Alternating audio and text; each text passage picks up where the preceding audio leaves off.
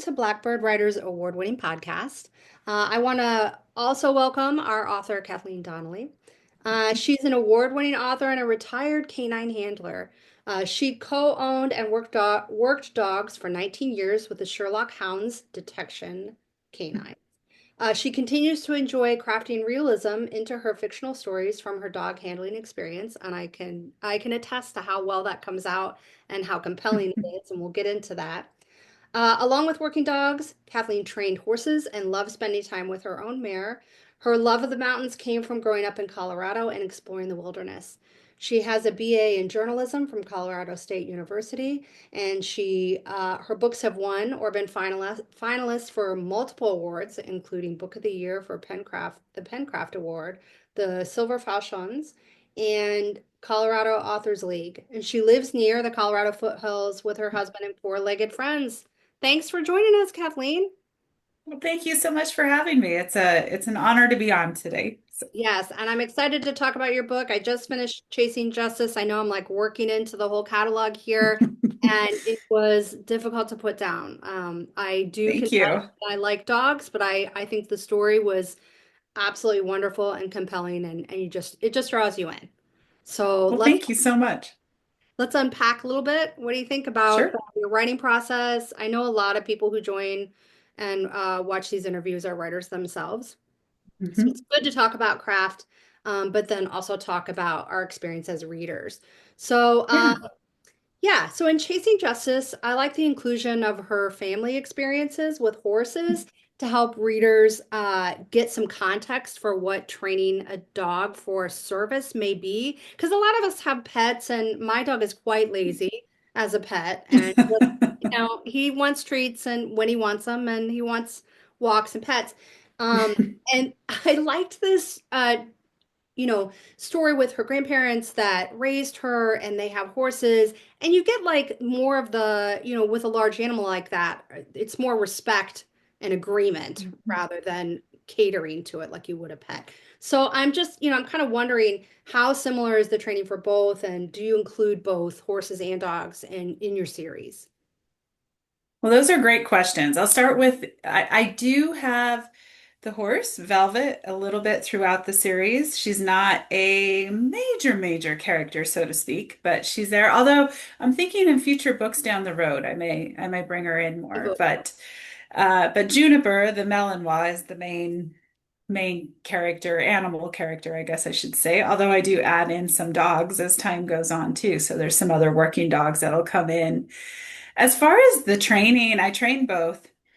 There's a lot of similarities, there's a lot of differences. I mean, there's the obvious similarity, or sorry, obvious difference that just size in general. Yeah. But no matter what, every animal needs to be respected and they all have their own personalities and you kind of have to figure them out and their quirks. And a working dog like Juniper is actually just as likely to do something that could injure the handler just as much as a horse, just Yeah. different, Yeah. you know? Yeah. So, I can see that, and I like this idea of respect, this mutual respect, because you're asking them, it isn't like a pet. Like you're asking them to mm-mm. cooperate in a situation where they're performing a task and an important Yeah. task. Both horses and dogs are asked to do that. And so, that kind of um I don't know if stoicism is the right word, but proper handling uh can get them to that Yeah. point. Yeah, it's really respecting them and understanding their instincts. So a big difference between the two is horses are a prey animal, dogs are predators. So predators are like us, their eyes are on the front of their head. So, cats, dogs, predator, human. Horses, deer, elk, all those animals with eyes on the side, they are prey animals. So they're a lot more likely to take flight. I mean, they might fight in the right situation, but that kind of animal is so a horse you have to work with gaining their trust that I can sit on your back just like a mountain lion might jump on you, but it's okay. You have to Yeah, kind of break through those instincts. I like that. I like that you made the distinction about take flight because they can cause damage in their own way despite being prey animals, but it's mostly a Yes. different sort of response. And I think that's why it's Yes. Yeah, I just thought it was helpful for me as a reader because I do think that as readers we can have an impulse to be like, why wouldn't you treat the dog like a pet, even though you intellectually Yes. understand? So I thought that worked really well, and I liked it. Good, good. So you do a really nice job of creating small moments of backstory, kind of getting into that. Thank you. What's the context of how she's going to take care of Juniper and really Mhm. save Juniper from, having lost her handler and her closest Yeah. contact. You put in the backstory and you underscore Maya's Marine service, and I really like that. So for our writers out there, how do you like to, in your process, approach backstory? Do you prefer to feather in as little as possible, or are there moments when it's larger? And how do you deal with bridging the gap, in this case, in Maya's Marine experience, with bridging the gap between civilian life and military life for her so that audiences will understand? Yeah, it's funny with the writing process. As far as backstory, I just try to feather it in where it feels like it should be. It comes naturally. I'm a big outliner, but my outlines don't necessarily have a ton of the backstory in them. They're kind of the main plot points. And then when I sit down and write, there's areas I know the backstory, but although sometimes I discover new things, Yeah. as you're riding along. And so I just try to add it in when it can enhance the scene. And it's just like I try to think of it just like us. If we went and there was a certain smell or we saw something or heard something, it might take us back to Yeah. a memory from childhood. Yeah. So I kind of see backstory like that, where, oh, this could be a good spot just to add this in. And then as far as bridging civilian and military life, I had the honor of speaking to several veterans who have done this and all worked in different capacity. One had pretty severe PTSD, although she was really learning to manage it. She was a Army veteran and she wrote a wonderful book called Sunflowers in Iraq. I believe it's available everywhere now. When she first wrote it, she lives in Ireland now. It was only available over there, but I believe you can get it now in the US. But she was so open with me about sitting down and talking about what it was like coming home and trying to learn to manage PTSD and move forward. And so I really appreciated her insight. And then I spoke with some other veterans, and it all just kind of came together. And whenever a veteran says, "Oh, this author got it right," it's a relief, but it's also, again, an honor. I'm just glad to honor their service and honor what they've done for our country. So, Yeah. Yeah, definitely to the last statement you made, but also like yeah. I like this idea, and it kind of leads me to another question that we talked about a little bit before we started the interview is Mhm. I think you can soak in an experience from an interview, but how do you feel? And there is some, I think, debate in the writing community of do you need to write what you know, or do you just need to have some experience either through research or tangentially enough to be able to render it faithfully? Like, how do you feel about that as a writer and a reader? I think you can do both. I mean, the scene with Velvet and Chasing Justice, who's the horse that Maya's grandfather is working with, that definitely came from just years of horse training. It just came in. A lot of the dog work, years of working dogs. Now, that being said, I wasn't law enforcement, I wasn't military. I never worked a dual purpose dog. So, dual purpose is Juniper's tracking, narcotics detection, evidence apprehension, all that. My dogs were single purpose. They just found narcotics. We went into schools and that was all they did. So, I spoke with a lot of police handlers and it just kind of anyone I could meet. Now I was lucky because I was already training in the canine world and it opened a lot of doors. I knew a lot of people, including our trainers, that I could ask questions. But I did a lot of research just to make sure I had the details right with that. So in many ways, I didn't write what I knew about dogs. That being said, when there's parts like when Juniper tears up all the stuffed animals, that was based off of, I came home one day, I had a dog that I thought, oh, he needs a nice bed. He was in his kennel. They don't get the run of the house when they're working dogs because they're always working. So he was in his kennel and I got him a really nice bed and I came home and there was just stuffing everywhere and he looked so We've all proud of been there. himself. He had, We've all been there. yeah, we've Yeah. all been there. So some of those scenes are what I know. So it really was a mashup of Yeah. what I know and what I needed to research, which Yeah. makes it fun. You learn, Absolutely. right? You So wouldn't want to, it might be memoir if you were just writing from your personal experience, yeah, like this, like desire to learn more and to share in other people's experience and try to, I like the word honor them with being able to give a fair and legitimate representation in fiction. It's nice. yeah. By the way, I wouldn't have known you only trained for narcotics because I felt like Juniper, was really well rounded and that made sense. Oh, thanks. Thanks. Yeah. I like that. That gives, I think it's a good advice for writers too, if they feel like, well, I really want to write about this, but I'm afraid to. I think, Yeah. yeah, as long as you do the legwork and figure it out, and I do think immersing yourself in a situation can help too.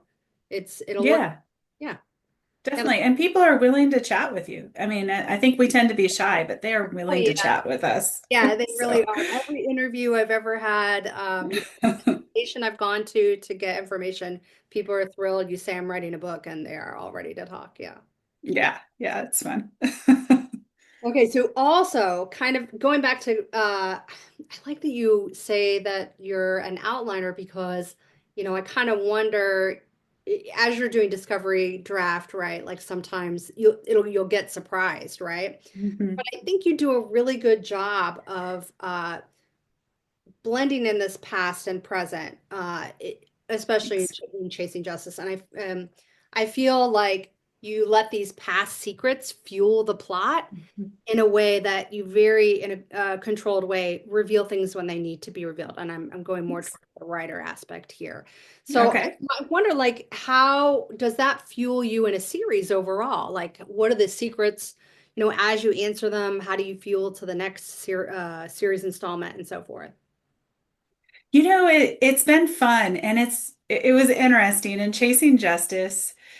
I wrote the book. I knew I wanted a series, but I didn't have anything else planned. And I painted myself into a corner a little bit with some of the things said in there for that led into book two, where we investigate Maya's mother's cold case and her grandmother's suicide, which we find out may not be the Right, case. right. And Big secret right there. yeah, big secret right there. So Yeah. I won't say anything more so I don't spoil it. Let everyone. But yeah, I wrote some things in Chasing Justice just like, oh, okay, I'll throw this in there. And Yeah. then when I went to write Hunting the Truth, I thought, oh my gosh, I have these. It's in print. Like Chasing Justice was in print. There was no changing. Right. But it was fun because it made me really sit down and think about, okay, how am I going to do this? And I think that's where outlining can be good. You can kind of, you know, try this, try that, take it out, put it in, see how it works. And so I look at my outline as almost a jigsaw puzzle. I'm like moving pieces around and just trying to make sure it flows. And I always hope I've caught everything and Yeah. Yeah. have good continuity. So You have a record too, right? You have a record of the it's like that plot spreadsheet too, right? You know yeah, exactly what happens and where. And yeah, it's helpful, right? Like as it opposed to is. writing just a draft that grows and shrinks and changes, you want your notes. Yeah. Yeah. Yeah. And so when I outline, I mean it's the major plot points. And then when I write, little things start coming out that I'm like, oh, Oh okay, yeah. we'll go with it. So Yeah. it's I like fun. that. Yeah, That's the mix there. That's the mix. it is. It is. Okay, so this was another thing I want to get into a little bit. We have the secrets fueling the text, and then you also have the romance. And given your Mhm. imprint, that makes sense. I did notice, I love that you get to know Maya before we really get into the romance aspect of it. It's not all about romance. It's about her life and her career Yeah. and who she is as a person before that comes in. So I wonder when you like to introduce that aspect to your genre and how much it fuels each of your books. Yeah, so it really depends on what I'm writing. So the National Forest Canine series with Maya is it's under romantic suspense, but it's a much slower build. It doesn't necessarily have every single romance beat in it. It's going to have a lot of them, but it's not. the story is more suspense and it's more about Maya and Josh and this developing relationship. I like that because I do like the beats of a Yeah. romance, but I like that you were playing with it a little and it was a little unexpected, and it works well as a backdrop to deepen her character. Thanks, thanks. Well, and then I also write for Harlequin Romantic Suspense, and that is much more 50% romance to suspense. And that was Colorado Canine Rescue. And so when readers read that, they're going to find a much more, the romance beats are there. It's much more traditional. And it's just which line I'm writing for. I enjoy them both. It's fun Yeah, yeah. because You it probably was started, fun. yeah. Do you start the Yeah, romance a little sooner in those? I'm sure. I do. I do. And by the end, they're together. Yeah, So, and whereas in the National Forest Canine, again, I won't spoil too much, great. but Don't spoil it. But there's yeah, some challenges for them. yeah, you can do things a little bit different, and that's what's nice Yeah. about crossing your genres a little bit. You're going to put a Yeah. little romance in there with suspense. Sometimes it makes it hard to fit a book in a category, but it's nice to like have Yes. elements of different genres. Yeah, Yeah, really like. definitely. Yeah, so okay. And also you have some real authenticity to your characters' motivations, especially in how they relate to law enforcement. We talked a little bit about training. Maybe we don't get too much deeper in that, but I do feel like your characters very much come to life. Is that a priority for you in your series? Not some people prioritize plotting, I think. Is characterization a high priority for you? You know, it is. I really want to, when I write, I want to step into their shoes and I want to say, what is Maya going to do here? Not what am I going to do or what would this other character do? We all see the world in very different ways. And if you had myself and then say a bomb technician and then maybe a mother walk into a room, we're all going to notice different things. I'm going to notice great places to stash narcotics that I would have a dog search. A bomb technician's probably going to be like, "Oh, that would be a spot that we should look at." And a mother might just be looking at it like, "Is this room safe for my toddler? And do I need?" I don't know if that's a good example, but Oh, it's a everyone's good looking at example. it through Yes. different goggles, you know? And so Professional and emotional. Yeah, all of those things. yeah, yeah. So when I write a character, I try to really think about them and their goals, their motivations, why they're doing what they're doing. And I think that's fun. And then the plot can intertwine with that. I think it's kind of, for me, it's like a braid almost where you're intertwining that. So Yeah, and I think too in that braid with the portion with the character, you're inviting them in, but you're also experiencing it with the character because it's not really you. You have their yeah. representation, and so you get the joy of experiencing the plot with them as it happens in that weaving together, which is nice, right? It is. Oh, it's great. It's a lot of fun. Yeah. Yeah. I can let Maya do something I would never do. Everyone's like, oh, Exactly. you're Maya. And I'm like, no, I'm not. Because if Yeah, something happened and there was a criminal outside, she's gonna go out and yeah, like talk to them. I'm right. not. Yeah, it can also So give Maya trouble that you would not want in your life. We all want exactly. pretty even keel, but you can really Yeah. throw the worst of it at them, which is and let them solve it. Yeah. Yeah, exactly. Yeah. Yeah. And Maya has Juniper. I have my wonderful lab Boomer. He would lick someone to death. So I mean, it's just not, it's Yes, just and I've not even the same. seen him and he's quite cute. Yeah. Yeah. Yeah. Gotta love those dogs. Yeah. Okay, so let's pivot a little bit into professional talk here. Sure. You're a successful traditional author. How would you advise writers who might be deciding between indie and traditional? What have you enjoyed Sure. about how long have you been on the same press and what do you enjoy about it in terms of any input you get and support from the press as opposed to, the creative um, or rather the ability with indie, you can do it however you want to do it. You Yeah. have constraints with a traditional publisher, but you also have support. So, what are your experiences with traditional publishing? I love it. And I feel very grateful that my publishers, Harlequin, they take great care of their authors. They do a lot for us. And I didn't realize all the little extras they do until I talked to other authors. And it's like, oh, I didn't know your publisher didn't do this or do Yeah, that, or, would be a and real, it's, yeah, yeah, differences. yeah, it's just. Yeah, there are differences. So, for anyone considering, I would say the biggest thing is do your research and know yourself. And I say that for two reasons. There's pros and cons to Yeah. each way you're going. I know that if I went to self-publish, I probably still wouldn't have a book out because I can dilly-dally. But when I have a deadline with an editor and Yeah. I've signed that contract with the publisher, Yeah. I'm on it. And I don't know why. I mean, it sounds silly, like I should be able to Oh, I hold think, myself to yeah. that, but I just know I won't. So I really wanted traditional.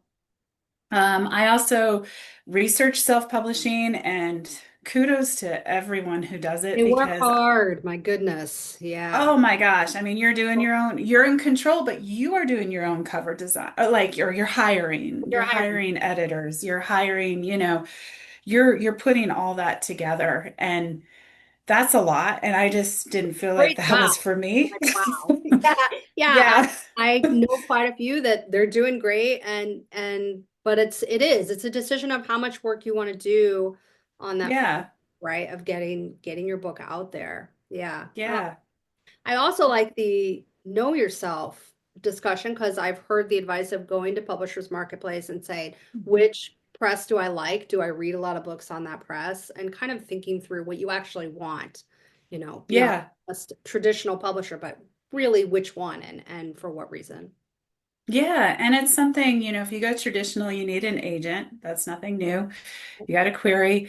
When you're querying an agent, actually, before I signed with my agent, she's wonderful. Ella Marie, she's fantastic with Bel Castro. I asked her, I think I emailed her like 20 different questions and all business, Yeah. just like, well, what happens with this or what Yep. happens with that? She took the time to answer it, Oh, which that's was great. fantastic. And I knew then we were a good fit. But then also, what's really nice is she knew the publishers well. So as we move forward with sending it out, Yep. I could ask her, like, well, Karina Press is digital only. Does that mean, what does that mean? Well, and she said, we'll negotiate and work to get it out in paperback as well. But just little things like that make a big difference. So you have to really do your research and ask questions because you You really don't know until you don't know what you don't know. want to sign with the first agent that offers, you want to ask Yeah, a lot of questions to make sure that's the yeah, person for you. Yeah. Yeah. Be yeah, clear on what yeah. you want. Yeah. Exactly. And I, if that's not what you want to do, then definitely look into self-publishing. There's a lot of opportunity with it now. There's a lot of avenues yeah. and go for it. Go for whatever works best for you. Yeah. Yeah. That's a great talk. That'll be helpful, I think, to people watching who are writing. Thanks. Wow. Okay. So last question.